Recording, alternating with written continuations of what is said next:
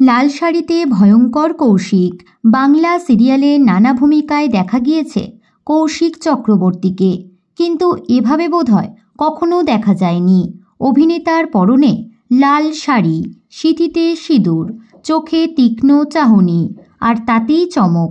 খুব তাড়াতাড়ি জি বাংলায় আসতে চলেছে নতুন সিরিয়াল অষ্টমী। গত রবিবার সম্প্রচারিত হয়েছে সোনার সংসার অনুষ্ঠান। সেখানেই দেখানো হয় অষ্টমী সিরিয়ালের ঝলক।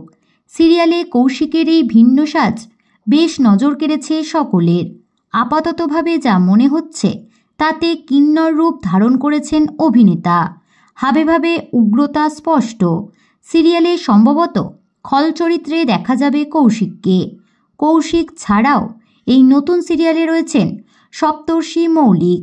সপ্তর্ষির সঙ্গেই জুটি বেঁধে নতুন এই ধারাবাহিকে দেখা যাচ্ছে নায়িকা নম্বর 1 খ্যাত অভিনেত্রী ঋতব্রতা দেকে। তো বন্ধুরা, আপনারা এই নতুন সিরিয়াল দেখার জন্য কতটা এক্সাইটেড কমেন্টে অবশ্যই জানাতে পারেন। ভিডিওটি ভালো লাগলে লাইক, কমেন্ট, সাবস্ক্রাইব করে পাশে থাকা বেল আইকনে ক্লিক করতে ভুলবেন না।